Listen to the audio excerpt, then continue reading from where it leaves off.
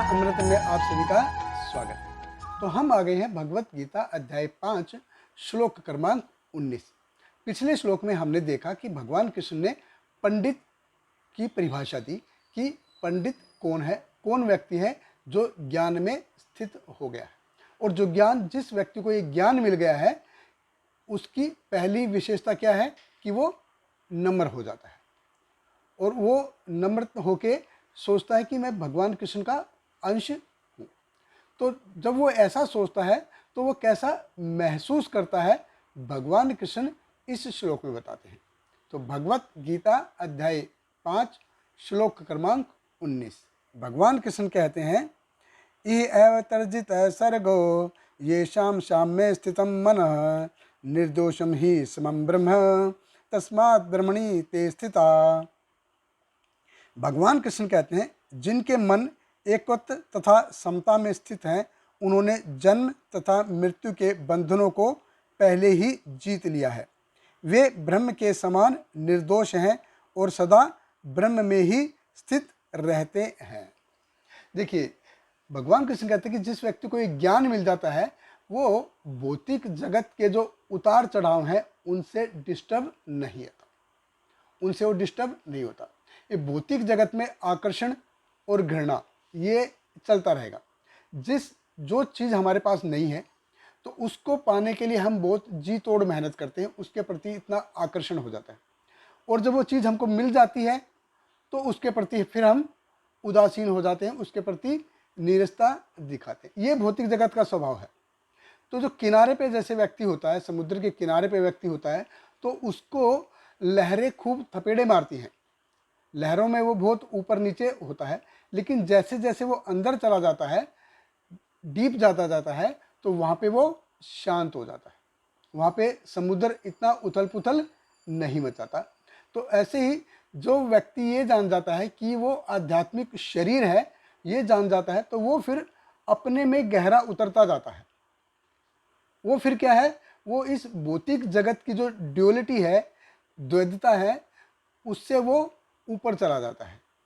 तो हम क्या हैं, हम ड्युअलिटी में रहते हैं। हमको मान सम्मान, लाभ हानि, अच्छा बुरा, ये सब अच्छा लगता है। कोई हमारी बड़ाई करता है तो हमको खुशी होती है, कोई हमारी बुराई करता है हमको गुस्सा आ जाता है। तो ये अच्छा बुरा हमको ये भौतिक स्तर पे है तो हमको ये लगता है। लेकिन जब जिस व्यक्ति को ये पता चल जाता है कि वो आध्यात्मिक कण है, तो वो इस भौतिक जगत के इस उतार चढ़ाव से डिस्टर्ब नहीं होता, क्योंकि वो जान जाता है कि उसको इस भौतिक जगत से कुछ लेना देना नहीं है। तो हमारे साथ सबसे बुरा क्या हुआ है, श्रील प्रभुपाद जी बताते हैं कि सबसे बुरा हमारे साथ यही हुआ है कि हम इस भौतिक जगत में आए हैं। लेकिन जो आध्यात्मिक ज्ञान में बढ़ा हुआ व्यक्ति है, वो मृत्यु पर विजय पाना चाहता है, वो मृत्यु पर विजय पाना चाहता है। भौतिक जगत में जैसे हम सोचते हैं कि जब तक, भौतिकतावादी व्यक्ति सोचता है कि जब तक मृत्यु नहीं आती है तब तक जी भर के एंजॉय कर लो। लेकिन आध्यात्मिक ज्ञान में जो बढ़ा चढ़ा व्यक्ति है, वो सोचता है कि मृत्यु पर कैसे विजय पाई जाए, कैसे मृत्यु को काबू किया जाए। एक बार मर गए तो दोबारा से मरना ना पड़े। अस्तो माँ सतगमय तमसो माँ ज्योतिर्गमय मृत्यु माँ अमृत गमय। शास्त्र बताते हैं असतो माँ सतगमय, कि इस असत में मत रहो, सत की ओर बढ़ो। तमसो माँ ज्योतिर्गमय, इस अंधेरे में मत रहो, उजाले की ओर बढ़ो। मृत्यु माँ अमृतम गमय, इस मृत्यु लोक में मत रहो, अमर लोक की ओर बढ़ो। तो रामायण में एक बहुत सुंदर प्रसंग आता है, जब विश्वामित्र दशरथ महाराज के पास आते हैं और राम लक्ष्मण का हाथ मांगने के लिए कि दंड कारण में जो असुर हैं, जो राक्षस हैं, वो बहुत उत्पात मचाते हैं और यज्ञ स्थली को तहस नहस कर देते हैं। तो उनके सहायता के लिए राम और लक्ष्मण का हाथ मांगने आते हैं। तो दशरथ महाराज जो हैं, वो विश्वामित्र मुनि से एक बहुत ही सुंदर प्रश्न पूछते हैं कि आप जो मृत्यु पर प्रवास करने निकले हो, आपका कैसा चल रहा है। तो देखिए, ये वैदिक सभ्यता है कि मृत्यु से हारना नहीं है, मृत्यु के अंडर में नहीं रहना है, बल्कि मृत्यु के ऊपर विजय पाना है, मृत्यु के ऊपर विजय पाना है।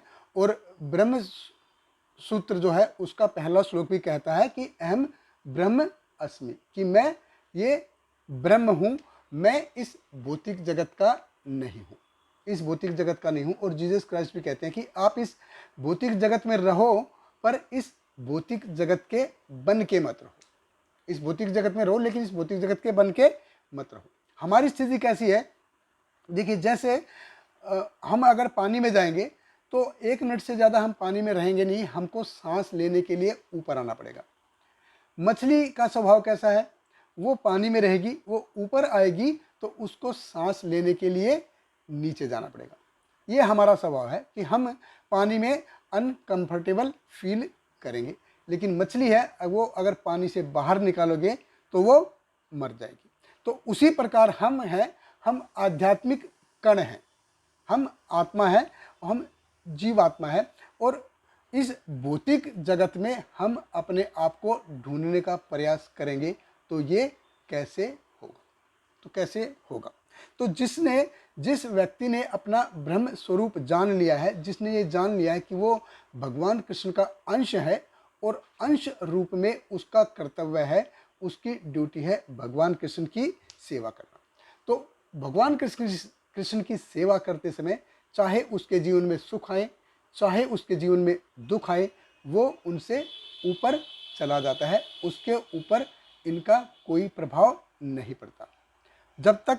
और वो सही मायने में देखा जाए तो वो भौतिक जगत के ऊपर विजय पा सकता है। बहुत बहुत धन्यवाद। हरे कृष्ण। हरे कृष्णा कृष्ण कृष्ण हरे हरे, हरे रामा राम राम हरे हरे।